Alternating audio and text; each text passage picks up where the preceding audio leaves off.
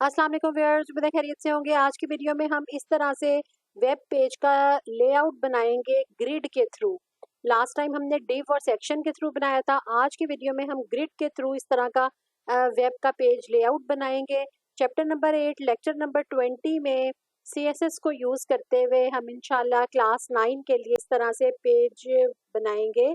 तो स्टार्ट करते हैं आज की वीडियो। जी, मैंने कोडिंग की विंडो खोल ली है, फाइल अपनी खोल ली, HTML का पेज जिसमें हम कोडिंग करेंगे, और ये हमारा होगा आउटपुट का पेज जिसमें आपको हमारी आउटपुट नज़र आएगी इस कोड की।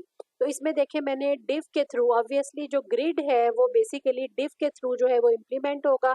डिव से सेक्शन बनाए जाएंगे और उसके बाद जो है यहाँ पे हम CSS के थ्रू डिफाइन करेंगे कि ये जो हमारा डिव सेक्शन है ये होगा ग्रिड के फॉर्म में। ये सारी चीज़ें मैं आपको समझाऊंगी कि कौन सा जो इसमें कोड है वो क्या काम परफॉर्म कर रहा है। सबसे पहले हम देखते हैं कि ये वाला जो डिव का सेक्शन है वो क्या कर रहा है। ये हमने एक डिवीजन जो है वो डिफाइन किया, क्लास उसकी रखी कंटेनर, यानी उसका नाम हमने रख दिया कंटेनर के। ये पूरे का पूरा जो कंटेनर है जिसमें आपको ये 1 2 3 रोज और ये कॉलम्स नज़र आ रहे हैं, ये आपका है कंटेनर पूरे का पूरा। अब इसके अंदर मजीद हमने जो है वो डिव बनाए, कौन कौन से। एक हमने डिव बनाया, उसकी क्लास हमने हेडर रख दी और उसके अंदर मैंने H2 में लिख दिया माई हेडर। ये आपको यहाँ पे नज़र आ रहा है हेडर सेक्शन, जहाँ पे आपके मेन्यू भी हो सकते हैं या आपकी कोई भी इमेज लगा हो सकता है या वीडियो लगी हो सकती है। उसके बाद सेकंड डिव मैंने बनाया मेन्यू का। उसके अंदर मैंने ये देखें ये लिंक 1 लिंक 2 लिंक 3 लगा दिए। और फिर उसके बाद तीसरा मैंने बनाया डिवीजन कंटेंट का, जिसके अंदर हमारी main body of the web page आएगी और उसके अंदर मैंने ये डमी डाटा लगा दिया पैराग्राफ की सूरत में। और वो डिव जो है, हर डिव जो है हम एंड करते गए उस वहीं पे ही।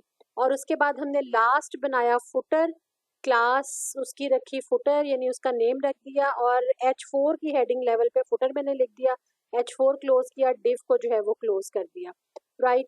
और उसके बाद ये मेन डिव का सेकंड जो है कंटेनर वाला डिव था वो क्लोज हो गया। ये तो बेसिकली इससे जो है वो ये स्ट्रक्चर बन गया। ये देखिए, अभी इतना काम जब मैंने किया तो ये आपका इस तरीके से बन गया। ये हेडर आ गया, ये जो है आपका आ गया लिंक वाला पोर्शन, ये आ गया कंटेंट वाला और ये फुटर। अब इसकी सेटिंग कैसे करनी है, मैंने आपको जैसे प्रीवियस वीडियोस में भी बताया था कि HTML जो है हमारी वो बनाती है वेब पेज का लेआउट, और जो CSS है वो उसका मेकअप करती है इन सिंपल वर्ड्स। तो इसका मेकअप हम करेंगे, जैसे मैंने अभी पहले आपको इसका दिखाया था लेआउट ब्लू कलर में, हम उसी तरह का लेआउट बनाएंगे। तो वो कैसे बनाएंगे, ये स्टाइल का टैग मैंने इनलाइन स्टाइल यूज़ कर लिया है इस दफ़ा। प्रीवियस विंडोज में मैं एक्सटर्नल स्टाइल शीट यूज़ किया करती थी। अगर आपने एक्सटर्नल स्टाइल शीट के तरीके से करना है तो वो भी आप कर सकते हैं, और अगर इनलाइन करना है तो मैंने इस दफ़ा जो है वो इनलाइन किया। यहाँ पे मैं कोड पेस्ट करूँगी। सबसे पहले क्या है जी, हम कंटेनर को डिफाइन करेंगे कि बेसिकली स्टाइल के टैग के अंदर कंटेनर को डिफाइन करेंगे। बेसिकली कंटेनर क्या है, उसका कलर क्या होगा, उसके कॉलम्स कितने होंगे, रोज कितनी होंगी। बेसिकली ग्रिड जो है वो यूज़ होता है रोज एंड कॉलम में आपके जो वेब पेजेस को डिफाइन करने के लिए। तो इस ये मैं पहले भी आपको बता चुकी हूँ कि जो भी हम डिव यूज़ करेंगे उसकी जो क्लास होगी, क्लास का नेम डॉट के साथ लिखेंगे। स्टाइल के टैग के अंदर डॉट कंटेनर, ये मेन जो कंटेनर हमारा था डिवीजन था वो था, और उसमें उसने हमने कहा कि डिस्प्ले जो है इसका वो ग्रिड की सूरत में होगा।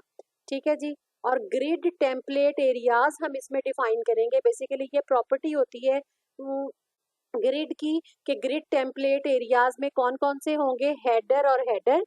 ये मैं आपको बताऊंगी यहाँ 2 टाइम्स हेडर क्यों लिखा हुआ है, फिर मेन्यू कंटेंट्स फुटर, फुटर भी 2 टाइम्स लिखा हुआ है। ये आगे चल के वीडियो में मैं आपको डिफाइन करूंगी कि ये 2 टाइम्स हेडर और फुटर क्यों लिखे हुए हैं। उसके बाद उसको बताया कि ग्रिड टेम्पलेट कॉलम्स कितने होंगे, 1 FR 3 FR, यानी टोटल 2 कॉलम्स होंगे इसके। और उसमें जो है आपके एक 1 FR होगा और एक 3 FR होगा। इसको भी मैं डिटेल से आगे चल के बताऊंगी। अभी आप इसका जो है ओवरव्यू देख लें, क्या है गैप, क्या है कि आपके कॉलम्स के दरमियान गैप कितना होगा, 5 पिक्सल्स का होगा। बैकग्राउंड कलर क्या है, उसका नंबर ये है, यानी आपका जो कंटेनर है उसका बैकग्राउंड का कलर जो है वो ये होगा। पैडिंग जो है वो 5 px होगी। पैडिंग क्या होगी, ये मैं आपको यहाँ इसको सेव करूँ और ये मैं इसको रिफ्रेश करती हूँ तो ये पैडिंग है, ये जो आपको ब्लू लाइंस नज़र आ रही हैं यानी पैडिंग है बेसिकली डिफरेंट आइटम्स के दरमियान का फासला। उसके बाद हम फर्दर जो है बारी बारी इसके जितने कॉलम्स हैं उसको भी डिफाइन करेंगे इंडिविजुअली। सबसे पहले हमने डॉट कंटेनर के आगे ग्रेटर देन का साइन लगाया और फिर डिव यानी उसके जितने भी डिव होंगे ये आपको नजर आ रहा है ना, ये डार्क ब्लू और अंदर इसके जो है ये आपको लाइट ब्लू नजर आ रहा है। तो ये हर अलग अलग डिवीजन के कलर्स को हम यहाँ पे डिफाइन करेंगे कि ये इनके अंदर का कलर क्या होगा। बैकग्राउंड कलर ये हमने उसका RGB नंबर दे दिया, आप डायरेक्ट कलर भी दे सकते हैं। तो जो है दोनों तरीके से आप दे सकते हैं। पैडिंग जो है इनकी 10x हो गई। हेडर का क्या होगा जी, हेडर के बारे में क्या क्या चीज़ें डिफाइन की हुई हैं। बेसिकली हर सिंगल डिवीजन के अंदर ग्रिड एरिया हमने डिफाइन उसका करना होता है कि ग्रिड एरिया इसका क्या होगा, हेडर होगा। जो ऊपर यहाँ पे हमने लिखे थे ना ये वाले ये areas header menu content footer, इनको हम अलग-अलग से जो है वो डिफाइन अब करने लगे हैं। तो ये div डॉट हेडर जो है ये क्या है, ग्रिड एरिया हेडर होगा। टेक्स्ट अलाइन इसका सेंटर होगा। देखें यहाँ पे आपको माई हेडर जो है वो सेंटर नजर आ रहा है और फुटर आपको साइड पे नजर आ रहा है। तो ये वाला ये टेक्स्ट अलाइन सेंटर किया हुआ है जो कि हेडर का है। उसके बाद कंटेनर में ग्रेटर देन का साइन लगा के div डॉट मेन्यू यानी अब ये सब डिवीजन है तो इसके इसलिए ये मेन डिवीजन का नाम, ये उसके अंदर जो सब डिवीजन है डॉट उसका मेन्यू। तो ग्रिड एरिया हमने उसको साइन कर दिया मेन्यू। इसको सेंटर वगैरह करने की जरूरत नहीं है, ये लिंक्स हैं तो ये साइड पे ही आएंगे। उसके बाद div डॉट कंटेंट आ गया, ये वाला पोर्शन लोरम एप्सम जहाँ पे मैंने ये डमी डाटा लिखा हुआ है तो इसके ग्रिड एरिया को हमने कंटेंट डिफाइन कर दिया कि यहाँ पे जो है हम कंटेंट लिखेंगे।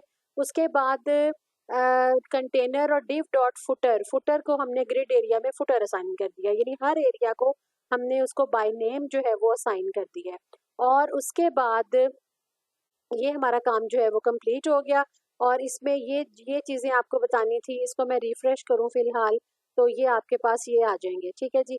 अब ये देखें ये कॉलम छोटा है ये बड़ा है, ये दो कॉलम मर्ज हुए हुए हैं, ये भी दो कॉलम मर्ज हुए हैं। ये कैसे हुआ है काम हमारा कि हमने इस तरह से अपने वेब पेज का डिज़ाइन रखना है।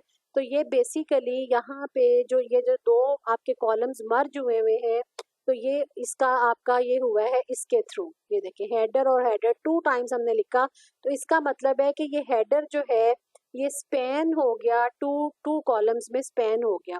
अब अगर मैं इसमें से एक हेडर हटा दूं, ये देखें जी एक हेडर मैंने हटा दिया और इसको मैंने सेव किया, यहाँ के रिफ्रेश किया तो ये देखें वो स्पैन की बजाय सारे का सारा डाटा जो है वो ऊपर उठा लाया है। ये काम होता है आपका अगर आपने दो कॉलम्स को स्पैन करना हो तो एक ग्रिड एरिया को आप 2 टाइम्स लिख देते हैं। उसके बाद दूसरी रो के अंदर इसको मैं करूँ फिर सेव और इसको मैं करूँ रिफ्रेश तो ये देखिए अपनी असली हालत में वापस आ गया। उसके बाद दूसरी रो के अंदर देखें मेन्यू, पहले लेफ्ट साइड पे मेन्यू और राइट साइड पे कंटेंट यानी जो हमने एरिया डिफाइन किए हैं उसकी पहली रो में सिर्फ हेडर होगा जो कि स्पैन हुआ हुआ होगा 2 कॉलम्स में। दूसरी रो में पहले कॉलम में मेन्यू होगा, दूसरे कॉलम में जो है वो कंटेंट का एरिया होगा और तीसरे कॉलम में फुटर भी स्पैन हुआ हुआ होगा 2 कॉलम्स के ऊपर। ठीक हो गया, यहाँ तक ये हो गया। उसके बाद उसने कहा ग्रिड टेम्पलेट कॉलम्स जो हैं वो कैसे, जैसे ये वाले जो 2 कॉलम्स जिसमें हमने बनाए हैं ये किस तरीके से बनेंगे।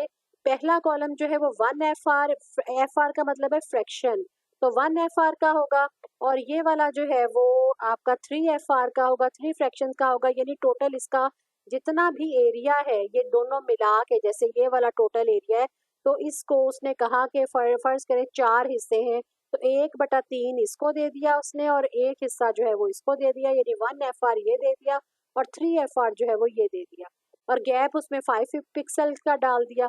अब जब हम इसको रिफ्रेश करेंगे तो ये देखें ये आपका इस वाले कोड के साथ आपका जो है वो ये वाला डिज़ाइन बन जाएगा। इसमें मज़ीद भी जैसे आपने माई हेडर को इसमें किया हुआ है सेंटर में फुटर को भी हम कर सकते हैं।